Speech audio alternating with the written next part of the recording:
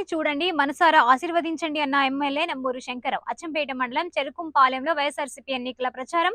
పేదల కోసం అవినీతి లేని పాలన అందిస్తున్న వైఎస్ఆర్సీపీ ఓటు వేస్తే మరింత అభివృద్ధి సాధ్యమని పెదకూరపాడు శాసనసభ్యులు నంబూరు శంకరరావు అన్నారు. ఎన్నికల ప్రచారంలో భాగంగా ఎమ్మెల్యే అచ్చంపేట మండలం చెరుకుంపాలెంలో పర్యటించారు. వైఎస్ఆర్సీపీ కార్యకర్తలు, ప్రజలు ఘన స్వాగతం పలికారు. బాణసంచ కాలుస్తూ పూలు చెల్లుతూ అభ్యర్థులకు 2,25,00,000 రూపాయలతో హాస్పిటల్ కట్టి ప్రారంభోత్సవం చేసుకోవడం కూడా అయింది.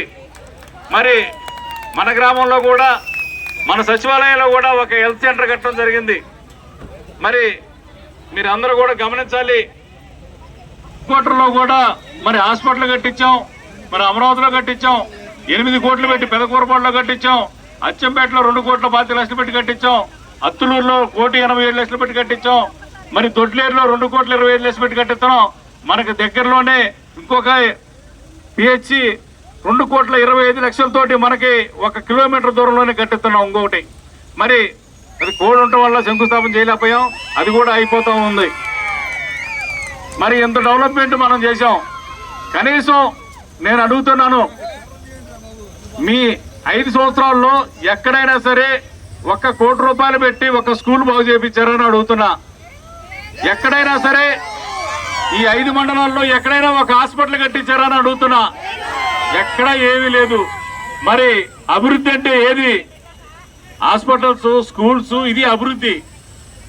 మరి గ్రాఫిక్స్ చూపించి జనానికి నువ్వు మాయ చేసే రకం కాదు జగన్మోహన్ రెడ్డి గారు. ఏదైతే అభివృద్ధి చేయాలో అది చేసి చూపించాడు. మరి నేను వచ్చే రోజుకి ఈ నియోజకవర్గంలో రోడ్లు ఎలా ఉండేయో మీ అందరికీ తెలుసు. ఎంత గుంతల్లో ఉండేయో, ఎట్లా ఉండేయో రోడ్లన్నీ కూడా. మరి దాదాపుగా నియోజకవర్గంలో రోడ్లన్నీ కూడా వేయటం జరిగింది. నేను ప్రామిస్ చేసిన అమరావతి బెల్లంకొండ రోడ్డు కూడా మరి శాంక్షన్ చేపించి ఆల్రెడీ ఈ రోడ్డు వేస్తూ ఉన్నారు. మరి ఏదైతే చెప్పానో అది తూచా తప్పకుండా ఆ రోడ్డు కూడా వేయటం జరుగుతూ ఉంది. ఈ ప్రేమకి ప్రతి ఒక్కరికి, అన్న తమ్ముళ్ళకి, అక్కా చెల్లెలకి, ప్రతి ఒక్కరికి పేరు పేరున నా హృదయపూర్వక అభినందనలు తెలియజేస్తున్నాను. 2019లో కూడా నేను వచ్చినప్పుడు మీరందరూ కూడా ఇదే ప్రేమానురాగాలు చూపించి మరి నన్ను అత్యధిక మెజార్టీతో గెలిపించే విధంగా మీ అందరూ కూడా నాకు ఓటేసి మరి అసెంబ్లీకి పంపించారు. మరి ప్రతి ఒక్కరికి కూడా నా హృదయపూర్వక అభినందనలు తెలియజేస్తున్నాను.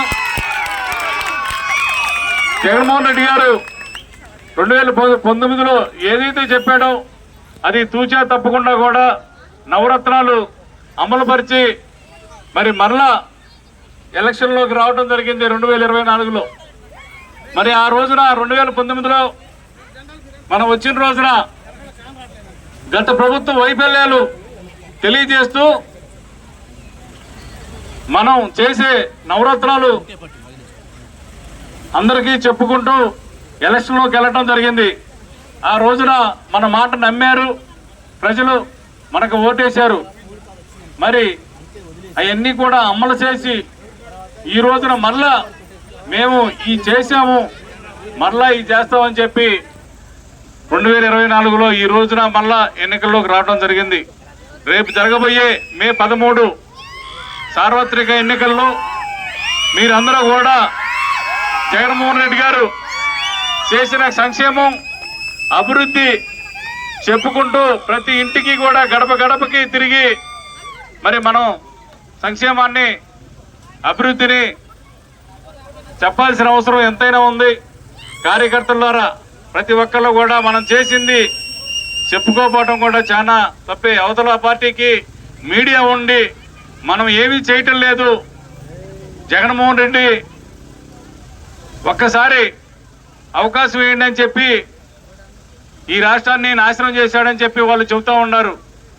అది ఎక్కడ నాశనం చేశాడో చెప్పాలి దయచేసి.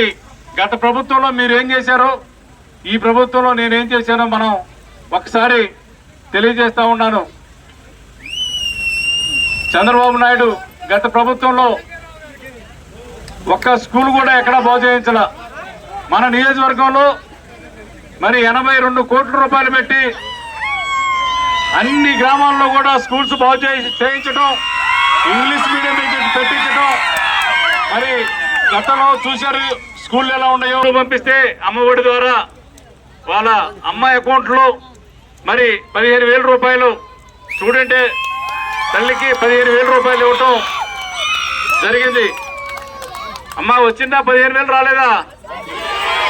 మరి గత ప్రభుత్వంలో వచ్చిందా? 15,000 రాలేదు.